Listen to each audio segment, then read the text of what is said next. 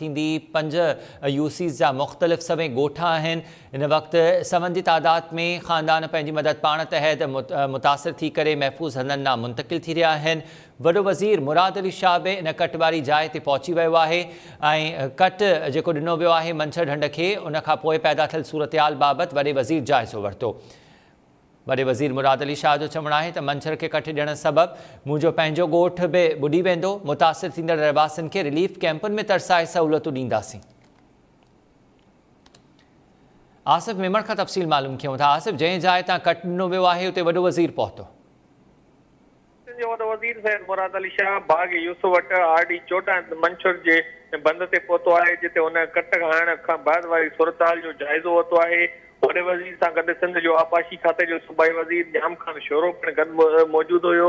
उन मौक़े ते वॾे वज़ीर सैयद मुराद अली शाह मुतासिर माण्हुनि सां ॻाल्हाईंदे चयो त असीं तव्हां मुतासिरनि सां गॾु वेठा आहियूं।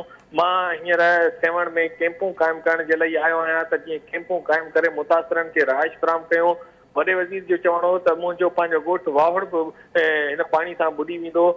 वॾे वज़ीर सैयद मुराद अली शाह मुख़्तसिर मीडिया सां ॻाल्हि ॿोल कंदे चयो त मंछर ढंढ जे पाणी जी सतह 123 RL थी वई, जंहिंखां पोइ मंछर ते तेज़ हवा लॻी रही हुई। मंछर जे बंद खे जेको आहे हवा जे करे पाणी जो शदीद दबाव हुयो।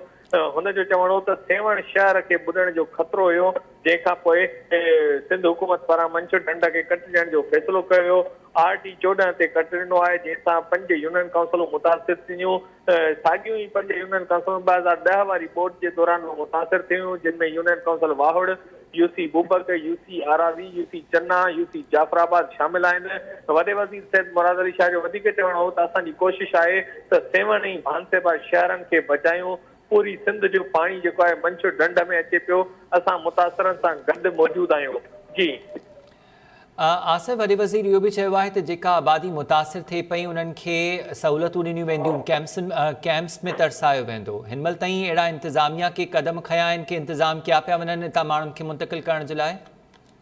हिन महिल वॾे वज़ीर सैयद मुराद अली शाह पारां इहो ऐलान त कयो आहे त मुतासिरनि खे कैंपुनि में रहाए वेंदो, पर ज़िले इंतिज़ामिया पारां हिन महिल ताईं मुतासिरनि खे रहण जे लाइ के बि जोगा क़दम न आहिनि खयां विया, जंहिंजे करे मुतासिर माण्हू जेके आहिनि उहे बेयारो मददगार बणियल आहिनि।